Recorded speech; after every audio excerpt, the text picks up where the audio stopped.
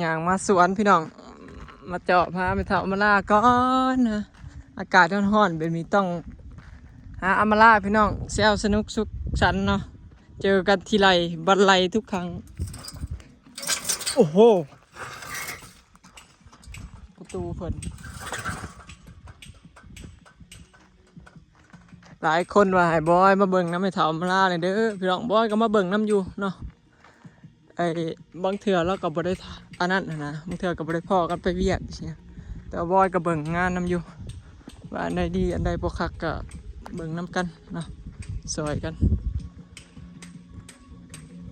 แต่ให้เบิ่งทุกอย่างก็คือบ่ได้พี่น้องเวียกไปเวียกมันเนาะก็พยายามเบิ่งซอยเพิ่นอยู่เอาดินเขาเรียบร้อยเลยป่ะดินทรายอีกแล้วพี่น้องลาดินอันนี้มันบ่มีพี่น้องมันมีแต่ดินทรายยามนี่บ่มีคนมาจกดินมาเขาใส่เต็มเลยดินทรายนี่แหละแจบคักกว่าดินอันนี้อีกเนาะอันนี้ถือว่าได้ดีเนาะป้าถองบักใหญ่เลยพี่น้องสะออนเลยเนาะโอ้จวดโย่โอ้มวนขนาดแล้วเราบ่ห้องน้ำช่างแม่พญาไปใส่ไปเลยมาเบิ่งห้องน้ำเพื่อนพี่น้องอ๋ออันนี้เท่ไว้ตั้งเสาห้องน้ำอยู่นี่เนาะอันนี้โถปอกวิดพี่น้องก่อแล้วเรียบร้อยอ๋อเห็ด2 ห้องเด้อพี่น้องอันนี้ห้องน้ำอันนี้ห้องน้ำอันนี้ห้องนี้เนาะพอดีคักสำนี้อันนี้แล้วเสียดห้องน้ำติดแท่งเนาะตั้งเสาขึ้นเป็นแท่งน้ำแล้วก็เป็นห้องน้ำแบบนี้แหละดีประหยัดแถมได้อันห้องน้ำพร้อมเนาะได้แท่งน้ำพร้อมคุ้มเนาะเจ้าของเฮือนบ่อยู่จากเพิ่นไปทางใดเห็นแต่กระเป๋าเพิ่นเอาบัวมาปล่อยเด้อพี่น้องเด้อ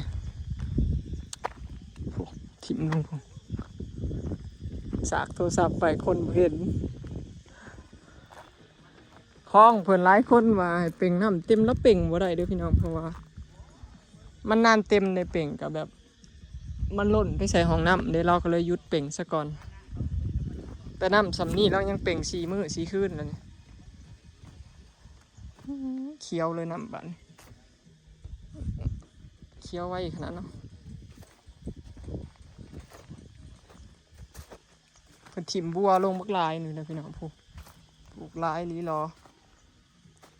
บอยมาสิลงไปเอาบัวขี่แพะเอามาล่าเอาเบิร์ดเลย อันนี้เป็นบัวกินหมากบอยถิ่มลงไปเป็นปลูกชนิดแจเนาะของเราสบายพี่น้องมันมีพื้นดิน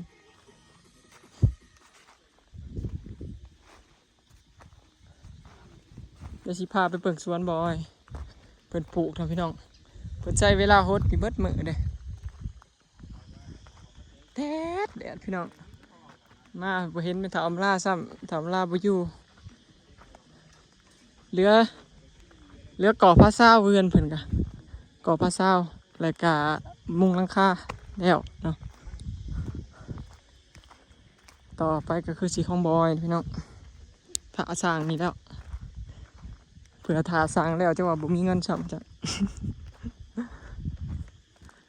บักเขือขาวพามาเบิ่งสวนก่อนน้ำบกไว้เลย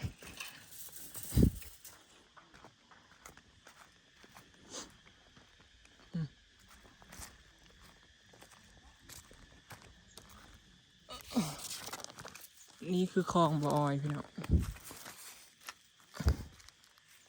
น้ำบกลงแห้งบกไว้ขนาดพี่น้องคลองนี่ต้องได้เป่งคู่มือนะเพราะว่ามันแดดงามนี่แบบเป่งไว้นี่แป๊บเดียวพี่น้องเนาะเดี๋ยวสิเป่งไว้มันเต็มกันเมื่อแรกจะสิมาปิดเนาะบอเอาหลอดไฟนี่มาใส่หลอดไฟหากไม่ได้แบบมับขึ้นห่านผู้สาวหน่อยเด้อพี่น้องอันนี้เป็นหลอดไฟจึงสีสมเนาะเขากับหลอดไฟเขาติดเมื่อวานนี้เดี๋ยวสิเป่งน้ำใส่คลองไว้ มาแรงชิมาปิดพอโบกไว้พี่น้องยามนี่โอ้ยเสียบอันนี้มันคือเด้งปูดบาดเดียวแถบบ้านนี่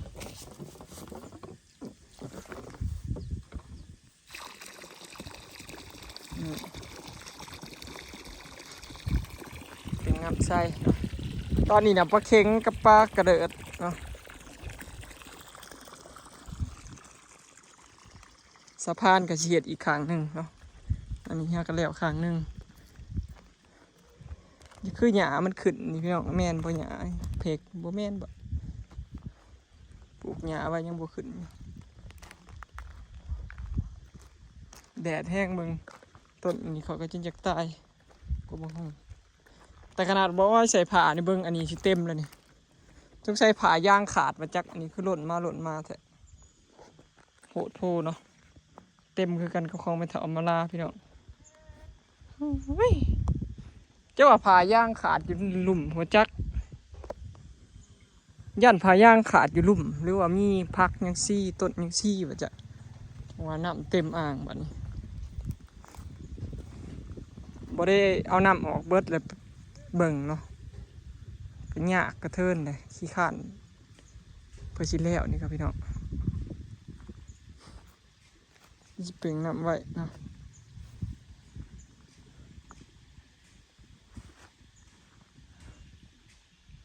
และอยู่สวนก็ประมาณนี้พี่น้องบอยถาสั่งเฮิงผดก็เลย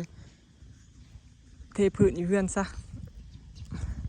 เพื่อให้เลือดล่างนี้ก็จักสีแล้วบ่แล้วพี่น้องพอมาคิดเบิ่งแล้วยากทุกอย่างไหมหมูกะหลายคนว่าอยากให้บอยเห็ดแล้วไวๆอยากเห็นเนาะอยากเบิ่งอยากเห็นว่ามันสีงามสำใดเนาะเห็นแต่โครงมันแต่ว่าบอยคิดอยู่เด้อพี่น้องเพราะว่ายันเงินเบิดก่อนไหมคือหมูซาวโตน่ะก็เขาพิดนัดแล้วเขาไม่ได้มาเอายันคุณเบิดนะยันได้คุณเองอยู่เนาะเพราะว่าคุณเองน่ะก็ใส่ทุนประมาณเกือบแสนพี่น้องหมูซาวโตเลยเกือบแสนเนาะประมาณ80,000นี่แหละค่าหัวอาหารเพื่อได้ขายบ้านนี้เฮือนหลังนี้อีกก็เลยถ้าติดตามพี่น้องจะได้ก็ฝากเบิ่งคลิปให้บอยเด้อช่วงนี้ก็ฝากเบิ่งคลิปกดไลค์กดแชร์กดติดตามเบิ่งโฆษณาให้นี่เด้อพี่น้องเนาะพอได้เงินเฮ็ดเฮือนว่าซั่นซะเนาะเว้าตรงๆโลดพี่น้องเศรษฐกิจก็แบบนี้แหละเติมน้ำมันอยู่ปักซองกับแป๊บเดียวนึงขึ้น61 บาทแล้วต่อลิตรเติมน้ำมันรถใหญ่เนี่ยก็ป๊าดพี่น้องค่าใช้จ่ายทุกอย่างเนาะของเครื่องอีหยังก็แพงเบิดก็เลยเคลื่อนหลังนี้เลยถ่ารุ่นอยู่ว่าสิแล้วบ่คิดอยู่ คันบ่เห็นเห็ดก็แสดงว่าเบิดงบเด้อพี่น้องงบออกไปคุณหมูเบิดเนาะตามนี้พี่น้อง EFC เพิ่นถามมาว่าบ่ให้เสร็จแล้วปีนี้บ่เฮือนดังนี้พยายามอยู่พี่น้องคันมันเกินงบหรือว่าอันนี้ก็หยุดไปเนาะปีหน้า มีเงินยามใดจักสิเฮ็ดจังซี่นะพยายามอยู่เพราะว่าค่าใช้จ่ายหลายช่วงนี้ค่านมลูกแน่ค่าของแน่ค่าหัวอาหารแน่สินะไปจุกน้ำค่าหัวอาหารหมูนี่แหละพี่น้องใส่ทุนหลายหลักแสนกันเลยเดือนหลังนี่สิริบ่แล้วก็ย้อนคุณหมูเด้อค่านมลูกแต่ละเดือนก็หลายพันอยู่พี่น้องค่านมค่าเบมเพิร์สเนาะแต่บัดนี้ค่าหัวอาหารหมูอีก7 โตน่ะก็เกือบ10,000แล้วแต่ละเดือนก็เนาะก็เลยเซเวอยู่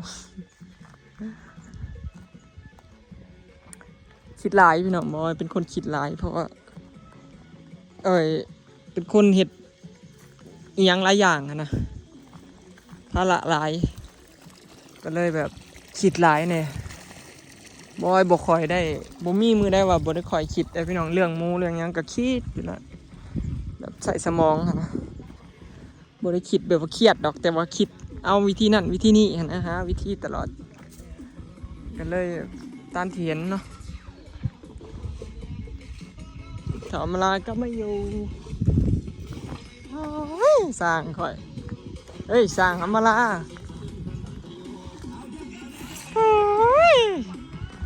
มวนขนาดมือนี่เนาะเฮ็ด ยกแอวแน่ยกแอวแน่เฮ็ดสั่งปูเฮ็ดพูดสร้าง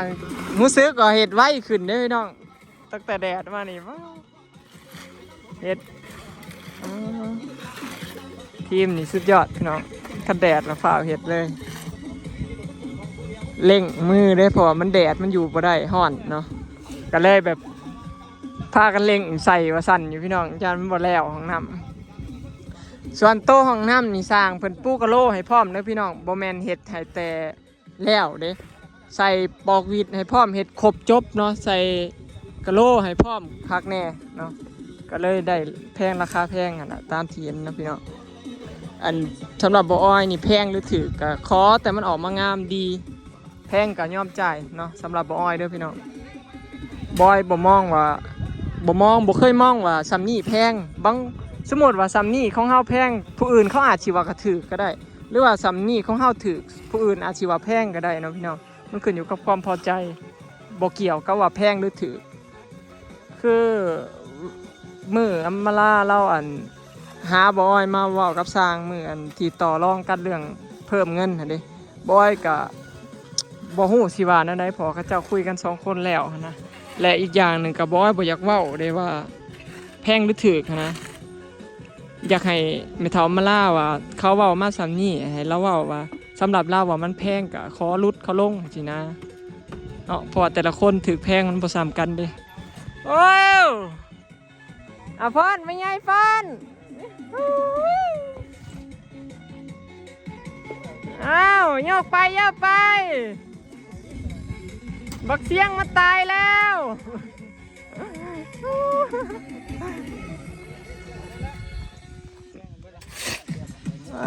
ฉีดแล้วแหละต้นนะมือนี่คือแดนมาสั่นไปสางจางรถมาแต่เวียงเพิ่นเด้อน้องลาสิมาขอคนตาสาวโซภาแห่งเมืองสวรรค์เอาพ่อเอาแม่เอาเท่าแก่มาเป็นพยานแม่อยากได้ลูกไผ่สวรรค์คือสิดู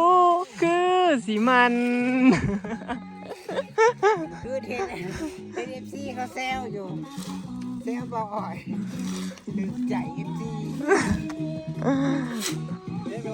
จากมันเข่าก็เพลงเนาะ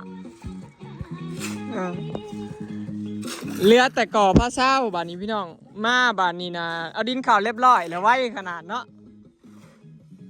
ได้ดินทรายอีกถือว่าดีเลยคันได้ดินนั่นสิบ่อยากแจบเท่าดินทรายบ้านจะมาเขาเห็นดินสายถ่าเขาก็ใส่มันแจบเลยใส่แมนมันสิแจบละเอียดกว่าดินอันนี้มันยังเป็นก้อนเป็นโพรงอยู่เลยมันจะรุ่นขาปีปล่อยน้ำใส่ยังบองแมนสุดแจบน้ำดินทรายเนี่ยดีแล้วจะได้ดินทรายนี่มันดีมันแจบคักเพื่อนนี่บ่มีแบบโยซีรถบ่แพงต่างกับดินอันนี้นะดินอันนี้รถ500โอเคถือว่าได้ดินทรายมาตรฐานแต่มันก่อพระเศร้าพี่น้องอันนี้ก่อออกมาอีกน้อยนึงเพราะว่าสิเป็นอันยืดออกมาได้อันนี้ก็สิเป็นบันไดเขาน้อยนึงสรุปห้องโถงกับสิซ้ำนี่แหละเขาไปประมาณ6 เมตรประมาณ6 เมตรนี่แหละประมาณ6 เมตรปลายประมาณนี่แหละห้องโถงพี่น้องความยาวนี่กำลังเทแหละสิก่อพระเศร้าออกมาพอเฮือนเราทางขางมันสิเงาออกมาอีกน้อยนึงโอ้ใหญ่คักเลยพี่น้องขอบขามันเด็กแน่นเด้อันนี้ขอบอันนี้ออกมาน้อยนึงแล้วก็เป็นลาวเนาะแล้วก็มีตีนอันนี้พร้อมอีกเนาะอันนี้ก็มองบันไดขึ้นงามหลังใหญ่มากพี่น้องเอาผัวได้อยู่2 คนมาอยู่ผู้นี้ก็อยู่ห้องนี่ผู้นี้ก็อยู่ห้องนี่พิษเอานอนนำกันกับผัวเนาะเขาอยู่บุญว่ามีผัวนอนนี่พิษกับผัวก็มานอนห้องพี่เด้เพื่อน2 ห้องเมื่อไรถือกันก็มานอนห้องน้ำกัน ว่าออกไปพี่น้องโอ้สิแล้วคันแล้วนี่ก็ถือว่ายังบ่หลายพี่น้องแม่นเหลือแต่แอมสาบแล้วก็ใส่ประตูใส่หน้าต่างแล้วก็เทพื้นแล้วก็จบอยู่ดิเทพื้นกับบ่กี่บาทดอกพี่น้องเทพื้นเบิดนี่นะบ่แพงปานใดเพราะว่าเทพื้นเฮือนมันสิบ่เปลืองคือเทพื้นแบบเดินเพราะว่าข้านนี้เขาก็เทไว้แล้วเบิดเลยเด้เขามีแต่เทพื้นซื่อๆแถมเป็นดินทรายนะนี่นะมันแจบมันเพียงกันขักเด้พี่น้องคือแบบหนาดินมันเพียงกันขักนะนี่สิบ่เปลืองปูนแล้วก็บ่เทนาแห้งก็ได้เด้เพราะว่ามันแจบขักเนาะเบิ่งต้นไม้เพิ่นก็ปลูก แล้วหลุดมาเหยียบ เอาเจ้าของเหยียบเอง มาสิแตก ลูกสาวก็มากิน เป็นเวรเป็นกรรมเป็นใส่อันนี้เบิร์ดพี่น้อง ต้นมังคุดบอยอยากตายอีกเลยนะโอ้ยโพดโพแดดคอยว่าบ่รอดต้นมังคุดคอย2 ต้นนี่บ่รอดพี่น้องบ่รอดฮอดงามฝนซ้ำบ่เหลือต้นละ300เช็ดของน้อง เท่าคอยแล้วก็จักดุอีหยังเนาะพี่น้องเฮ็ดกับข้าวให้สร้างคู่มือบัดลูกหลานน่ะบ่ได้เฮ็ดให้กินบัดผู้บ่าวเฮ็ดเช้าแลงตัวเองมาตื่นมาปริญญาจำเจียวแล้วก็เลี้ยว บัด ว้าว บัด มาหา บัด กินให้ซ่า บัดสร้างน่ะตาเสียกตาล้นเฮ็ดกินเที่ยงให้ชุมื้อ ยันเขาบ่แซ่บแบบพ่อสิตาย ยันเขาเค็มกับแห้ง สีบแล้วพี่น้องเฮ็ดให้สร้างกินทุกเช้าเลยดุขนาดช่วงเพิ่นที่จริงน่ะจ้างแบบเมาแล้วพี่น้องแต่ว่าเพิ่นหักเฮ็ดให้กินซื่อๆน้ำใจเพิ่น จะ อีกอย่างถ้าเฮาดีกับเขานี่เนาะเขาก็แนวใดเขาแนวใดบ่โอเคเขาก็สิถามมาแนะนำเฮาเด้แนวเขารุดเฮาต่อเขาก็รุด แมน อีกอย่างเฮาปริมาอยู่4 ไม้4 มืออันนั้นนี่บ่โอเคอันนี้บ่โอเคแนวใดเขา สี่โลด มันบ่โอเคเขาก็บอกเขาเด้แนวใด ที่จริงเขาก็เบิ่งไปน้ำเขาแหละพี่น้อง แต่สำหรับบ่อ้อยนี่ ก็มาแบ่งโซนให้ทำงานมันพร้อมเขาแล้วก็ปลูกกระเบื้องพร้อมซอง แม่นเขาFC เพิ่นว่าเขาดีกับเฮาเฮาดีกับเขาเขาก็ดีกับเฮากับแม่นอยู่พี่น้องแต่ว่าอย่าดีเกินไปเนาะอย่าดีเกินไป เขาเลิก เขาเลิงเขาสิบ่เกรงใจเฮาสมมุติว่าเฮาเฮ็ดตามนี้บางเทื่อเขาก็เฮ็ดไปอีกแบบหนึงเด้แบบเขาเลิงอะนะอันนี้บ่แม่นเว้าพี่น้องซาบอยจ้างสร้างมาหลายคนแล้วคันเฮาแบบบ่สนิทก็เฮาบ่จักนำเขาเลยมีนั่นนี่สังติกันมันก็สิบ่มีความเกรงใจกันแล้วก็มันก็ลำบากใจเขาเด้เวลาเฮาต่อเขาบางเทื่อเขาลุดเกินเขาก็ลุบจังซี่นะเฮาก็เกรงใจกันนะอันนี้ยังว่าจะเว้าเท่านี้เขาต่อเท่านี้โอเคเฮ็ดไปโลดจังซี่นะอันนี้เฮาเฮ็ดนี่เขากินซุมื้อเขาเกรงใจเฮาเอาไปมาเขาก็ลุบไปอีกนะต่างคนต่างแบบนั้นน่ะนะแต่ก็แล้วแต่เจ้าของบ้านพี่น้องเนาะเฮาก็ดีให้แต่ว่าอย่าดีเกินเนาะ เอาตามนี้ดีได้แต่อย่าดีเกินเนาะสร้างอันนี้บ่ฮู้ว่าสร้างนี่สิเป็นคือที่บอยเว้าบ่แต่ว่าบอยเคยเห็นสร้างมาหลายเจ้าบ่แม่นสร้างนี่ อันนี้แล้วต้นสงกรานต์เพราะว่าช่วงสงกรานต์น้ำก็สิบ่ได้อยู่ เอ้ย สิดีอะเด้เห็นแล้วเฮือนแล้ว เขาจ้างรถมา สิมีเงินอยู่บ่มีเงินไปอยู่บ่ บ่มีก็ เซ็นยืมเผื่อไปผู้ชายไปหาผู้ชายอันใด โอ้ยสงกรานต์ผมสิบ่อยู่พี่น้องเนาะเดี๋ยวรอเบิ่งพี่น้องอยากสิเป็นอะไรเนาะคลิปนี้ก็สิขอเก็บภาพบรรยากาศไว้สำนี้เด้อเนาะพี่น้องเดี๋ยวท่าเบิ่งเนาะว่าสิออกมาแบบใดแต่ว่าเห็นโครงแล้วงามแน่นอนเนาะไปแล้วสบายดีที่สร้างเฮาสร้างนี่บ่อยว่าโอเคเลยเขาเจ้าเฮ็ดเนาะถามเฮาทุกอย่างขั้นตอนนี่แบบนี้มักเนาะบ่อยมักสร้างแบบที่แบบเฮ็ดหยังกระทำเฮ็ดหยังกระทำนี่แหละเนาะเพราะว่ามันจังได้แบบที่เราอยากได้นะมันเฮือนนี่มันบ่เกี่ยวเนาะว่าเฮ็ดงามขี้ไร่มันขึ้นอยู่กับเจ้าของบ้านมักแบบใดเนาะไปแล้วสบายดี